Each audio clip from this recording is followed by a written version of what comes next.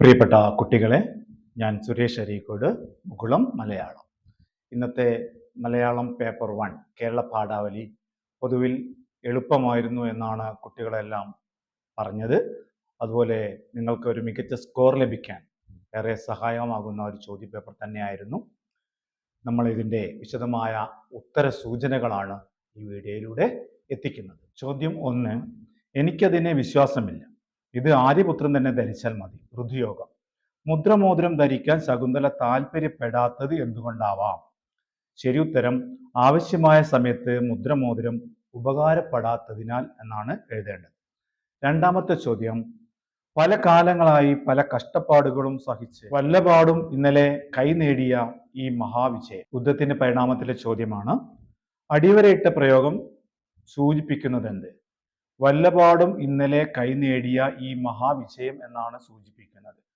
ശരിയായ ഉത്തരം: യുദ്ധമുറകൾ തെറ്റിച്ച് പാണ്ഡവർ നേടിയ വിജയമാണ് എഴുതേണ്ടത്. മൂന്നാമത്തെ ചോദ്യം: അന്ന് പ്രാർത്ഥന കഴിഞ്ഞ ഉടൻ ഞാൻ നേരെ ചെന്ന് ഹെഡ് മാസ്റ്ററെ കണ്ടു. വീണ് കിട്ടിയ പൈസ മുഴുവൻ അദ്ദേഹത്തെ ഏൽപ്പിച്ചു.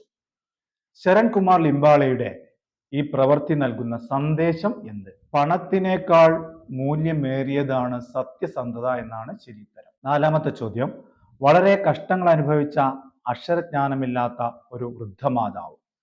വൃദ്ധമാതാവ് എന്നതിൻ്റെ ശരിയായ വിഗ്രഹ രൂപം എഴുതുക.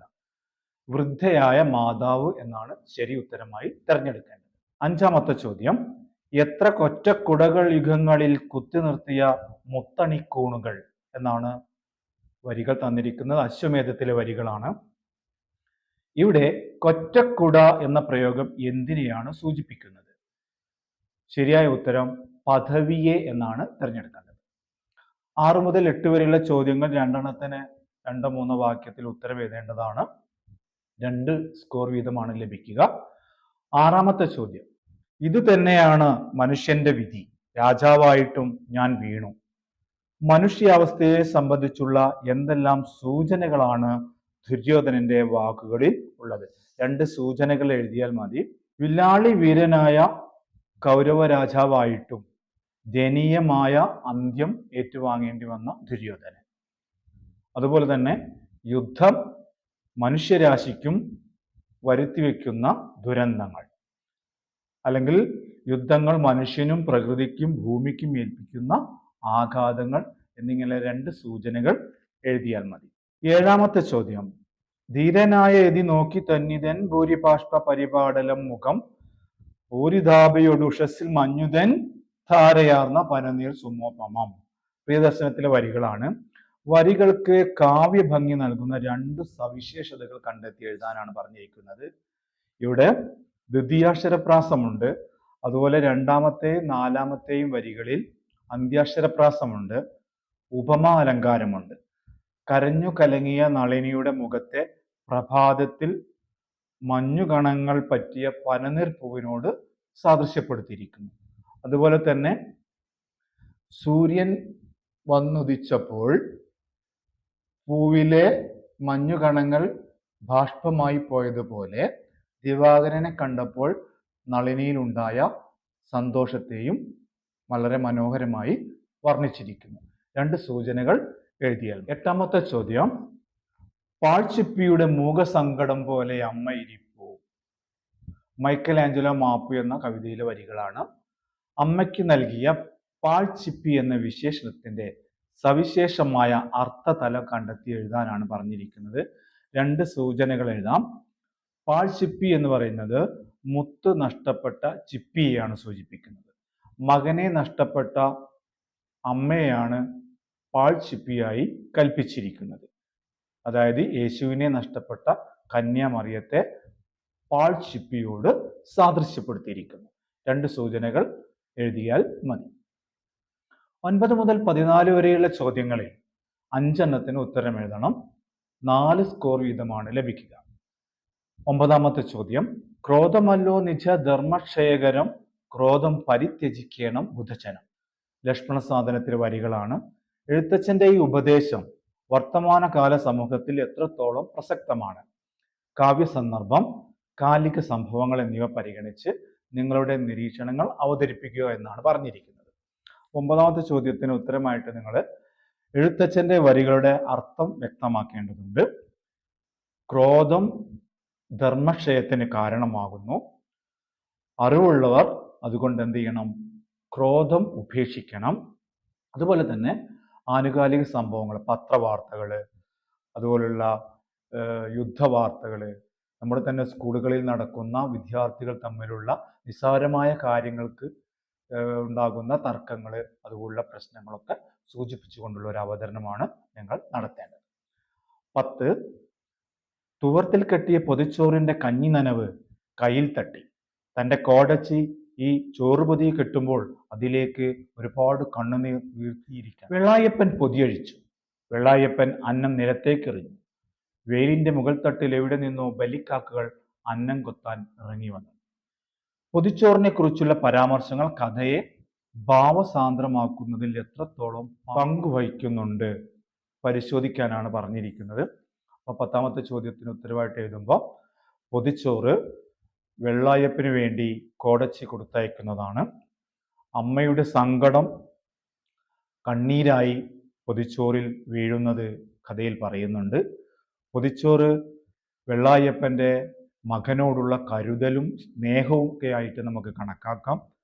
പൊതിച്ചോറ് അവസാനം കടൽ തീരത്ത് മകനുള്ള ബലിച്ചോറായി പരിണമിക്കുന്നുണ്ട്. കഥാശീർഷകം കടൽ തീരത്ത് എന്ന ശീർഷകം അന്വർത്ഥമാക്കാൻ പൊതിച്ചോറ് വഹിച്ച പങ്ക് വളരെ വലുതാണ്.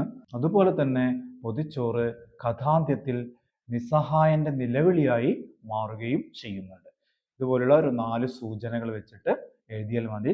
4 മാർക്കിന്റെ ചോദ്യങ്ങൾ എഴുതുമ്പോൾ എഴുത്തുകാരനെ കുറിച്ചും പാഠത്തെക്കുറിച്ചും ഒന്ന് സൂചിപ്പിച്ചിട്ട് ഈ പ്രധാനപ്പെട്ട ഒരു 4 മൂല്യാംശങ്ങൾ ചേർത്ത് എഴുതിയാൽ മതി. 11ാമത്തെ ചോദ്യം, ധരണിയിലുള്ള പരീക്ഷകൾ നളനെ ചെന്നു കാണും, അവർക്കു വീണ്ടും കാര്യം നളനും സാധിപ്പിക്കും. ദൂരത്തുനിന്നാരും വരികയില്ല നമ്മെ കാണാൻ. പ്രലോഭനത്തിലെ വരികളാണ്. പുഷ്കരൻ എന്ന കഥാപാത്രത്തെക്കുറിച്ചുള്ള എന്തെല്ലാം സൂചനകളാണ് വാക്കുകളിൽ തെളിയുന്നത്? നിങ്ങളുടെ കണ്ടെത്തലുകൾ കുറിക്കുക. അപ്പോൾ 14ാമത്തെ ചോദ്യത്തിന് ഉത്തരമായിട്ട് നിങ്ങൾ എന്താ എഴുതണം? പുഷ്കരൻ എന്ന കഥാപാത്രത്തിന്റെ സവിശേഷതകൾ തന്നെയാണ് വരിക. പുഷ്കരന്റെ അപകർഷബോധം, രാജ്യത്ത് ചിഹ്നങ്ങളില്ലാത്തതിൻ്റെ ഒരു ദൈന്യത, നളൻ അല്ലെങ്കിൽ സഹോദരൻ രാജാവായാലുള്ള ഒരു അസൂയ, അതുപോലെ തന്നെ തനിക്ക് ഈ അവസ്ഥകളൊന്നും ഇല്ലാത്തതിലുള്ള അല്ലെങ്കിൽ നളനെ കാണാൻ ജനങ്ങൾ വരുന്നതും കാര്യങ്ങൾ അദ്ദേഹം സാധിപ്പിച്ചു കൊടുക്കുന്നതിനുമുള്ള അദ്ദേഹത്തിൻ്റെ ഒരു അസംതൃപ്തി, അതുപോലെ തന്നെ പുഷ്കരന്റെ ഒരു അസ്വാസ്ഥ്യവും അമർഷവും ഒക്കെ വ്യക്തമാക്കുന്ന വരികളാണ് തന്നിരിക്കുന്നത്. ഒരു 4 പ്രധാനപ്പെട്ട മൂല്യാംശങ്ങൾ, വാല്യൂ പോയിന്റ്സ് ചേർത്തുകൊണ്ട് ഉത്തരം എഴുതുക. 12ാമത്തെ ചോദ്യം, കുട്ടികളെ അമ്മ തന്നെ വളർത്തണം, ശാസിക്കുകയും ലാളിക്കുകയും കൂട്ടുകൂടുകയും വേണം. എങ്കിലേ അമ്മ എന്നത് കുട്ടികളുടെ ഒരു ഭാഗവും കുട്ടികൾ അമ്മയുടെ ഒരു ഭാഗവുമായി തീരുകയുള്ളൂ. മിസ്സിസ് തലത്തിന്റെ ഈ കാഴ്ചപ്പാടിനോട് നിങ്ങൾ യോജിക്കുന്നുണ്ടോ? സ്വാഭിപ്രായം സമർത്ഥിക്കുക. സ്വാഭിപ്രായക്കുറിപ്പാണ് ഉത്തരമായിട്ട് വരേണ്ടത്. ബന്ധങ്ങൾ വളരാൻ പരസ്പരമുള്ള തിരിച്ചറിവ് ആവശ്യമാണ്. മിസ്സിസ് തലത്ത് മക്കളെ പ്രസവിച്ചു എന്നേ ഉള്ളൂ, അവരെ ലാളിച്ചിട്ടില്ല, സംരക്ഷിച്ചിട്ടില്ല. അമ്മയ്ക്കും മക്കൾക്കും ഇടയിൽ ആത്മബന്ധം ഇല്ലാതെ പോയി. പുതിയ കാലത്താണെങ്കിലോ രക്ഷിതാക്കൾ നോക്കിയാലും ബന്ധങ്ങളിൽ നിന്ന് അകന്നു പോകുന്നത് സൂചിപ്പിക്കാം. ഈ രീതിയിൽ നിങ്ങളുടെ ഒരു സ്വാഭിപ്രായക്കുറിപ്പ് സമർപ്പിച്ചാൽ നല്ല ഉത്തരമായി. 13ാമത്തെ ചോദ്യം, ഒരു സത്യവാനായിരിക്കുവാൻ ഈ ക്ഷണം ഉപയോഗപ്പെടുത്തുമെന്ന് നിങ്ങൾ പ്രതിജ്ഞ ചെയ്തിട്ടുള്ളത് മറക്കരുതേ, ഒരിക്കലും മറന്നു പോകരുതേ. പാവങ്ങൾ. മെത്രാന്റെ ഈ അഭ്യർത്ഥന ഴാങ്വാൾ ഴാങ്ങിൽ ഉണ്ടാക്കിയ പരിവർത്തനങ്ങൾ എന്തൊക്കെയാവാം? നിങ്ങളുടെ നിഗമനങ്ങൾ യുക്തിപൂർവ്വം സമർത്ഥിക്കാനാണ് പറഞ്ഞിരിക്കുന്നത്. അപ്പോൾ മെത്രാന്റെ ഈ അഭ്യർത്ഥന ഴാങ്ങിലെ എന്തെല്ലാം പരിവർത്തനങ്ങൾ ഉണ്ടാക്കിയെന്ന രീതിയിലാണ് ഉത്തരം വരേണ്ടത്. അപ്പോൾ 13ാമത്തെ ചോദ്യത്തിന്റെ ഉത്തരമായിട്ട് നമ്മൾ എഴുതേണ്ടത് എന്താണ്?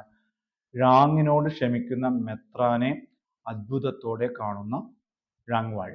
മെത്രാന്റെ പോലീസുകാരുടെ മുമ്പിൽ വെച്ചുള്ള ഉചിതമായ ഇടപെടൽ ഴാങ്ങിന് ജീവിതത്തിൽ നേർക്കാഴ്ചകൾ പകരുന്നതാവും. സത്യസന്ധതയുടെ മനുഷ്യസ്നേഹത്തിന്റെ പ്രതീകമായ മെഴുകുതിരിക്കാലുകൾ ഴാങ്ങിന് നൽകിയത് റാങ്ങിൽ കുറ്റബോധം ഉണ്ടാക്കും. റാങ്ങിൽ തിന്മയില്ലാതാക്കാൻ മെത്രാന്റെ ഈ പ്രവൃത്തി സഹായിക്കും. തൻ്റെ നന്മ ആഗ്രഹിക്കുന്നവരുണ്ടെങ്കിൽ ആരും തിന്മയിലേക്ക് വഴുതി വീഴെന്ന സന്ദേശവും ഇവിടെ പ്രകടമാണ്. അപ്പോൾ ഇങ്ങനെയുള്ള കാര്യങ്ങളാണ്, അല്ലെങ്കിൽ ഇത്തരം കാര്യങ്ങൾ റാങ്ങിൽ മാറ്റങ്ങൾ ഉണ്ടാക്കും. 14-ാമത്തെ ചോദ്യം. നന്മയുടെ മൂർത്തിയായ ഒരു ശുദ്ധാത്മാവിനെ സൃഷ്ടിക്കുകയാണ് എൻ്റെ ലക്ഷ്യം. അതിനേക്കാൾ പ്രയാസമുള്ള എന്തു പണിയാണ് ഭൂമിയിലുള്ളത്? അതും കുടില ബുദ്ധികളുടെ ഇക്കാലത്ത്. ഓരോ ദുരന്തവും ജീവിതത്തെ കൂടുതൽ സ്നേഹിക്കാനാണ് എന്നെ പഠിപ്പിച്ചത്. ആത്മാവിന്റെ വെളിപ്പാടുകൾ.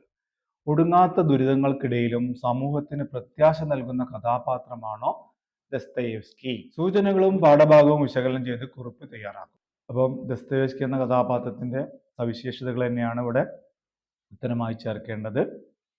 14-ാമത്തെ ചോദ്യത്തിന് എന്താണ് ഉത്തരമായി ചേർക്കാൻ കഴിയുക? ദുരന്തങ്ങൾക്കിടയിലും സമൂഹത്തിന് പ്രത്യാശ നൽകുന്ന കഥാപാത്രമാണ് ദസ്തയേവ്സ്കി. പുതുതായി എഴുതാൻ തുടങ്ങുന്ന നോവലിലൂടെ നന്മയുടെ മൂർത്തിയായ ഒരു ശുദ്ധാത്മാവിനെ സൃഷ്ടിക്കുകയാണ് അദ്ദേഹത്തിന്റെ ലക്ഷ്യം. ജീവിതത്തിന്റെ മൂല്യം ആഴത്തിൽ ബോധ്യപ്പെടുന്ന കഥാപാത്രമായി അദ്ദേഹം മാറുന്നുണ്ട്. എല്ലാറ്റിനെയും വ്യത്യസ്തമായി നോക്കിക്കാണുന്ന പ്രവണത പ്രകടമാണ്. എഴുത്തിലൂടെ നന്മയുടെ ലോകം സൃഷ്ടിക്കാനുള്ള ആഗ്രഹം ഉണ്ട്. എഴുത്തിന്റെ ആന്തരിക ലോകം തുറന്നിടുന്ന പ്രശാന്തി അദ്ദേഹത്തിന് തിരിച്ചറിയാം. ജീവിത ദുരന്തങ്ങളെ എഴുത്തിലൂടെ അതിജീവിക്കാൻ കഴിയുമെന്ന ഒരു ബോധം സമൂഹത്തിന് പകർന്നു നൽകുന്നു. ഇപ്രകാരമുള്ള 4 സൂചനകൾ, ഉത്തര സൂചനകൾ ചേർത്തുകൊണ്ട് നല്ല ഉത്തരം എഴുതിയവർക്ക് ഫുൾ സ്കോറും നേടാനാകും. 15 മുതൽ 17 വരെയുള്ള ചോദ്യങ്ങൾ 2 എണ്ണത്തിന് ഉത്തരം എഴുതിയാൽ മതി. 6 മാർക്കിന്റെ ചോദ്യങ്ങളാണ്. 15-ാമത്തെ ചോദ്യം. ചവറിൽ പുതഞ്ഞു കിടക്കുന്ന കീറക്കടലാസുകൾ ഒരു വശത്തും ഞങ്ങളുടെ നിത്യസുഹൃത്തായ വിശപ്പ് മറുവശത്തും. ചവറുകൾക്ക് പകരം തൂക്കി നോക്കേണ്ടത് ഞങ്ങളുടെ വിശപ്പാണെന്ന് എനിക്ക് തോന്നി. അക്രമാശീല വരികളാണ്. ദാരിദ്ര്യവും വിശപ്പും ദുരിതവും നേരിടുന്ന മനുഷ്യർ ഇപ്പോഴും നമുക്ക് ചുറ്റുമില്ലേ? അവരെ ചേർത്ത് പിടിക്കാൻ നമുക്ക് എന്തെല്ലാം ചെയ്യാനാവും? പാഠവും സമകാലിക സാഹചര്യങ്ങളും വിശകലനം ചെയ്ത് മാനവിക മൂല്യങ്ങളുടെ പ്രാധാന്യം വർത്തമാനകാല സമൂഹത്തിൽ എന്ന വിഷയത്തിൽ ഒരു പ്രഭാഷണം തയ്യാറാക്കാനാണ് പറഞ്ഞിരിക്കുന്നത്. പൊതുവായുള്ള ഒരു നിരീക്ഷണം ആവശ്യമുള്ള ഒരു ചോദ്യമാണിത്. എന്നാലും ഇതുമായി ബന്ധപ്പെട്ട സൂചനകൾ പാഠഭാഗത്തുണ്ട്. അപ്പം നമ്മൾ ഒരു പ്രഭാഷണത്തിൻ്റെ ഘടന, അഭിസംബോധന, വിഷയവുമായി ബന്ധപ്പെട്ട നല്ലൊരു തുടക്കം, പിന്നെ പ്രധാന ആശയങ്ങൾ കൂട്ടിച്ചേർക്കുക, പിന്നെ പരിഹാര നിർദ്ദേശങ്ങൾ കൂടി ചേർത്ത ഒരു അവതരണമാണ് ഇതിന് വേണ്ടത്. അപ്പോൾ നമ്മൾ എന്താ ചേർക്കേണ്ടത്? പട്ടിണിയും ദാരിദ്ര്യവുമായി കഴിയുന്നവരും മനുഷ്യരാണെന്നുള്ള കാഴ്ചപ്പാട് വളരണം. ജീവിത സാഹചര്യങ്ങളാണ് അവരെ ഇത്തരത്തിൽ ദുർബലരാക്കുന്നത്. നിത്യവൃത്തിക്കായി പ്രയാസപ്പെടുന്നവർക്ക് കടലാസിന്റെ വില പോലും കൽപ്പിക്കാത്ത സമൂഹം, സാമൂഹ്യമായ വേർതിരിവില്ലാത്ത സമൂഹം വളർന്നു വരികയാണ് വേണ്ടത്. ജാതി, വർണ്ണവിവേചനം തുടങ്ങിയവ സമൂഹത്തിൽ നിന്ന് പിഴുതെറിയേണ്ടതിൻ്റെ ആവശ്യകത. വിദ്യാഭ്യാസം നൽകണം, വിദ്യാനിഷേധം അരുത്. അതുപോലെ തന്നെ അവർക്കും നല്ല അവസരങ്ങൾ നൽകുക, അവസര നിഷേധം പാടില്ല. ജനാധിപത്യ മൂല്യങ്ങൾ, അതുപോലെ തന്നെ മാനവിക മൂല്യങ്ങൾ വളർന്നു വരേണ്ടതിൻ്റെ ആവശ്യകത ഉൾക്കൊള്ളുന്ന രീതിയിലുള്ള ഒരു അവതരണം. ഇത്രയും കാര്യങ്ങൾ ചേർത്തുകൊണ്ട് നല്ലൊരു പ്രഭാഷണം എഴുതിയവർക്കൊക്കെ മുഴുവൻ സ്കോർ കിട്ടും. ഒരു പ്രധാനപ്പെട്ട ഒരു 4-5 പോയിന്റ്സ് വന്നിരിക്കണം. 16-ാമത്തെ ചോദ്യം. പിന്നെ ആ പ്രാർത്ഥനയിൽ സ്വാർത്ഥത തീണ്ടിയിട്ടുണ്ടെന്ന് ഖേദിച്ച് അവൾ അത് തിരുത്തി. ലോകത്തൊരാൾക്കും ഒരാപത്തും വരുത്തരുത്. നാട്ടിൽ നിന്ന് വന്ന അച്ഛനമ്മമാർ ഇന്ന് തൻ്റെ അതിഥികളാണെന്ന തോന്നലിൽ അവൾക്ക് ദരിദ്രമായ അടുക്കളയുള്ള അമ്മമാരുടെ ഒരങ്കലാപ്പുണ്ടായി. ഉരുളക്കിഴങ്ങ് തിന്നുന്നവർ എന്ന സുഭാഷ് ചന്ദ്രന്റെ കഥയിൽ നിന്നെടുത്തൊരു ഭാഗമാണ് ഇവിടെ തന്നിരിക്കുന്നത്. സൂചനകളും പാഠഭാഗവും പരിഗണിച്ച് ജൂലിയാന എന്ന കഥാപാത്രത്തെ നിരൂപണം ചെയ്യുക. അപ്പോൾ നിങ്ങളുടെ ഉത്തരമായി വരേണ്ടത് ഒരു കഥാപാത്ര നിരൂപണമാണ്. കഥാപാത്രത്തെ പരിചയപ്പെടുത്തണം, കഥാപാത്രത്തിന്റെ സ്വഭാവ സവിശേഷതകൾ അവതരിപ്പിക്കണം, കഥയിൽ കഥാപാത്രത്തിന്റെ പ്രസക്തി, പ്രാധാന്യം വ്യക്തമാക്കണം. ഈ രീതിയിലാണ് നിങ്ങൾ ഇതിൻ്റെ ഉത്തരം എഴുതേണ്ടത്. അപ്പോൾ ഉരുളക്കിഴങ്ങ് തിന്നുന്നവർ എന്ന കഥയിലെ പ്രധാന കഥാപാത്രമാണ് ജൂലിയാന. ദരിദ്ര കുടുംബത്തിലെ ഗൃഹനായിക. ഭർത്താവ് മിറലിന്റെ തിരിച്ചുവരാത്ത യാത്രയിൽ അതീവ ദുഃഖിതയാണ്. ദുഃഖം മറ്റുള്ളവർക്ക് മുമ്പിൽ പ്രകടമാകാതെ ശ്രദ്ധിക്കുന്ന അമ്മ, ഭർത്താവിന് വേണ്ടി മാത്രമല്ല മറ്റുള്ളവർക്ക് വേണ്ടി കൂടി പ്രാർത്ഥിക്കുന്നു. സ്വാർത്ഥതയില്ല, സ്വാർത്ഥത തിരുത്താൻ ശ്രമിക്കുന്ന മനോഭാവം, സ്വന്തം രക്ഷിതാക്കളോടുള്ള കടമ നിർവഹിക്കാൻ കഴിയാത്തതിലുള്ള ദരിദ്രയായ വീട്ടമ്മയുടെ ആശങ്കകൾ, അങ്കലാപ്പ് പങ്കുവയ്ക്കുന്ന കഥാപാത്രമാണ്. തീവ്ര ദുഃഖത്തിൻ്റെ പ്രതിനിധിയായി ഭർത്താവിൻ്റെ ഇരിപ്പിടത്തിൽ എക്കാലത്തേക്കുമായി ഉറഞ്ഞു പോകുന്ന കഥാപാത്രമായി ജൂലിയാന വായനക്കാരൻ്റെ മനസ്സിൽ നിലനിൽക്കുന്നു. കഥാപാത്രത്തിൻ്റെ ഒരു പ്രസക്തി കൂടി ചേർത്തുകൊണ്ടുള്ള അവതരണമാണ് വേണ്ടത്. ഇനി അവസാനത്തത് ആസ്വാദനക്കുറിപ്പ് തയ്യാറാക്കാനുള്ള ഒരു കവിതയാണ്. പ്രശസ്ത കവി സുഗതകുമാരിയുടെ നന്ദി എന്ന് പറയുന്ന കവിതയാണ് തന്നിരിക്കുന്നത്. കവിതയിലെ ആശയം, സമകാലിക പ്രസക്തി, ആസ്വാദനാംശങ്ങൾ എന്നിവ പരിഗണിച്ചുകൊണ്ടുള്ള ഒരു ആസ്വാദനക്കുറിപ്പാണ് തയ്യാറാക്കേണ്ടത്. അപ്പോൾ നിങ്ങൾ ആസ്വാദനക്കുറിപ്പിന് നല്ലൊരു തലക്കെട്ട് കൊടുക്കുക, പിന്നെ കവിയെയും കവിതയെയും പരിചയപ്പെടുത്തുക, അതുപോലെ തന്നെ ആസ്വാദനാംശങ്ങൾ കണ്ടെത്തി എഴുതുക, ഇഷ്ടപ്പെട്ട വരികൾ എടുത്ത് എഴുതുക, അതുപോലെ തന്നെ അറിയുന്ന ആശയങ്ങൾ, കിട്ടിയ ആശയങ്ങൾ വളരെ ലളിതമായ ഭാഷയിൽ എഴുതുകയും ചെയ്യുക. ഇവിടെ കവിതയുടെ പ്രധാന കാര്യങ്ങളായിട്ട് പറയുന്നത് പഴയകാല നന്മകൾക്ക് നന്ദി പറയുന്നതാണ്. പഴയകാല നന്മകൾക്ക് നന്ദി പറയുന്നതാണ് കവിതയുടെ ഒരു പ്രധാനപ്പെട്ട ആശയം. ഗ്രാമജീവിതത്തിൻ്റെ വിശുദ്ധികൾ അവതരിപ്പിക്കുന്നുണ്ട്. പ്രകൃതിയും പ്രകൃതിയിലെ നന്മകളും തനിമകളും അവതരിപ്പിക്കുന്നു. അവ നൽകിയ ജീവിതം വളരെ അർത്ഥസമ്പുഷ്ടമായിരുന്നു എന്ന് പറയുന്നുണ്ട്. പിന്നെ മാനവിക മൂല്യങ്ങൾ സമ്പന്നമായ ഒരു പഴയ കാലത്തിൻ്റെ ഹരിതാഭമായ ഓർമ്മകൾ പങ്കുവയ്ക്കുന്ന കവിതയാണ്. ആനുകാലിക പ്രസക്തിയിലേക്ക് വരുമ്പോൾ ഇന്ന് പ്രകൃതി നേരിടുന്ന കയ്യേറ്റങ്ങൾ, അതുപോലെ തന്നെ പ്രകൃതിയുടെ തനിമകൾ നഷ്ടപ്പെടുത്തുന്ന മനുഷ്യൻ്റെ പുതിയ കാല പ്രവൃത്തികൾ, അത്യാർത്തി തീർക്കുന്നതിന് പ്രകൃതിയെ ഉപയോഗിക്കുന്നതിൻ്റെ ഒക്കെ സൂചന നമുക്ക് കണ്ടെത്താൻ കഴിയും. മാനവിക മൂല്യങ്ങൾ ഇന്ന് അന്യമാകുമ്പോൾ ലഭിച്ചതിന് നന്ദി പറയേണ്ട അവസ്ഥ എന്ന രീതിയിൽ ഇതിൻ്റെ ആനുകാലിക പ്രസക്തി കൂടി ചേർത്തുകൊണ്ട് നിങ്ങൾക്ക് ആസ്വാദനാംശങ്ങൾ ചെയ്യാവുന്നതാണ്. താരതമ്യേന എളുപ്പമായൊരു ചോദ്യപേപ്പറായിരുന്നു. നിങ്ങൾക്ക് വലിയ പ്രയാസമില്ലാതെ നിശ്ചിത സമയത്ത് തന്നെ ഉത്തരങ്ങൾ എഴുതി തീർക്കാൻ കഴിഞ്ഞിട്ടുണ്ടാവും. അതിൻ്റെ വിശദമായ PDF ഇതിൻ്റെ ഡിസ്ക്രിപ്ഷനിൽ കൊടുക്കാം. ഏറ്റവും മികച്ച A+ സ്കോറുകൾ തന്നെ നിങ്ങൾക്ക് എല്ലാവർക്കും ലഭിക്കും എന്ന വിശ്വാസത്തോടു കൂടി തൽക്കാലം നിർത്തുന്നു. എല്ലാവർക്കും നമസ്കാരം.